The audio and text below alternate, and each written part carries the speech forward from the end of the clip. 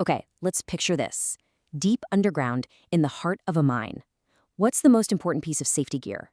You might think a hard hat or maybe steel-toed boots, but it's actually something you can't see, something you wear on the inside. We're talking about situational awareness. It is your first and honestly your most important line of defense. And this really gets to the heart of the matter. We hear that term human error thrown around all the time after an accident, right? But check this out. A huge number of those incidents, they trace right back to a lack of situational awareness. I mean, the stakes just couldn't be any higher. So that leads to a really interesting thought, doesn't it? What if we've been looking at this whole thing completely backward? What if human error isn't the cause of an accident, but actually the final predictable results of a much deeper problem, a failure of awareness?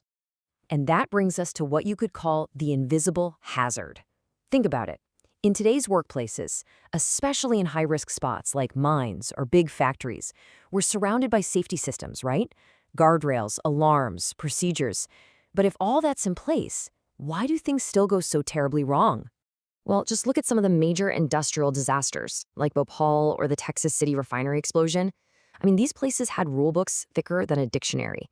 They had alarms, they had procedures, but when investigators dug in, they all found the same critical gap. And it wasn't in the equipment, it was in the mind. The physical safety nets were all there, but the mental awareness to use them correctly, that was the missing piece. That's the cognitive gap we're talking about. Okay, so if the problem is this cognitive gap, then what's the fix?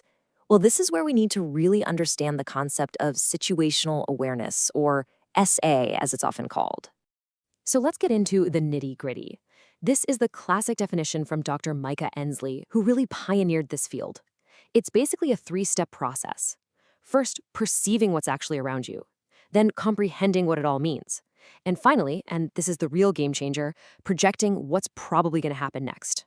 It's all about seeing, understanding, and then thinking one step ahead. You know, here's a really powerful way to think about it. Situational awareness is the most critical piece of safety equipment you own, but it's worn internally. It's not something you're just born with. It's a tool that has to be constantly sharpened through practice and experience. So, okay, how do we sharpen that internal tool? To do that, we first have to understand how it's built.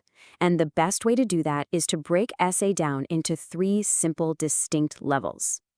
And this brings us back to Dr. Ensley's three-level model. It is so powerful because it takes this kind of fuzzy idea of awareness and turns it into a clear, step-by-step process that we can actually work on and improve. Okay, level 1, perception. This is the absolute foundation. It's all about just gathering the raw data with your senses. You know, hearing a machine's pitch suddenly change, seeing a frayed cable, or even smelling something that's just off. The point is, if you don't even perceive the clue in the first place, you've got zero chance of solving the puzzle. Then you move to level 2, comprehension. This is where you take all those individual puzzle pieces from level 1 and you start to see how they fit together. You start asking, so what? What does this actually mean? That weird sound plus that warning light on the panel. Oh, that means the pressure is building up. See? This is where raw data turns into useful information. And that brings us to the highest level, the master level, projection. This is where you look at the picture you've just built in your mind and you predict what's going to happen next. Okay, if that pressure keeps climbing, that valve is going to fail. And soon. This is the level where you shift from just reacting to problems to actively preventing them. It's proactive safety at its best. So let's bring this down to earth. How does this actually look in a place like a mine? Well, a study of mining safety leaders found that the really effective ones do this almost instinctively. They perceive these subtle little cues in their crew's behavior. Maybe someone looks tired or rushed. Then they comprehend how things like production pressure and fatigue are mixing together to create a ton of risk. And finally, they project how all those factors could lead to a serious incident. And they step in before it happens. All right, so now that we've got a handle on what situational awareness is, we need to talk about its enemies. What destroys it? Because there are some really common, really powerful things that are always trying to pull our awareness away. And this quote right here, it just nails the biggest, most dangerous enemy of them all, complacency. It's that quiet little voice in the back of your head that says, I've done this 1,000 times, nothing's ever gone wrong. And that is so dangerous. That's when routine starts to feel like a safety guarantee and our brain just switches over to autopilot. And you know what? Complacency doesn't work alone. It's got a whole gang of friends.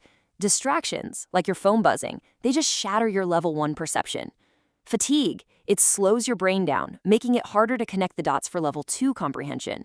High stress can give you tunnel vision, where you literally can't see the big picture, which kills your level 3 projection. And hey, sometimes it's not even you. A poorly designed alarm system can actually hide the very clues you need to stay safe. Okay, so we get it. We know what SA is. We know what kills it. So the million-dollar question is, how do we actually build it? How do we make this a real everyday habit and not just some abstract idea? Well, there's a really simple, repeatable technique that can help hardwire this into your routine. It's called SLAM, and the core idea behind it is so important. Engage your mind before your hands. It's all about forcing yourself to take a mental pause before you jump into any physical task. So the S stands for stop, and this is your direct weapon against that autopilot mode. Before you pick up that tool, before you flip that switch, you just stop. Just for a second. It's a deliberate act to break the routine and reset your brain. Then comes L for look. And we're not talking about a quick glance here. This is an active 360-degree scan of your environment. What's above you? What's on the floor? Where is your team? You are consciously feeding your brain all that fresh level 1 data. After that, we have A for assess. This is where you start processing everything you just saw. You're kicking your brain into level 2 comprehension and level 3 projection. Okay, there's a patch of oil on the floor, someone could slip. That heavy load is moving overhead, I should stay clear. You're actively thinking about the potential consequences. And finally, the most important step, M for manage. This is where your awareness turns into action. It's what makes all this thinking so powerful. You clean up the oil spill. You wait for the crane to safely pass. You tell your coworker about the hazard. You've just closed the loop and turned a potential accident into a complete non-event. And really, that's the whole point, isn't it? Situational awareness isn't just for one job. It's a universal life skill. It protects miners deep underground and pilots flying high in the sky. So the real question to leave you with is this: where in your life could this skill protect you? At your job? Sure. But what about on the drive home, or even just working around the house?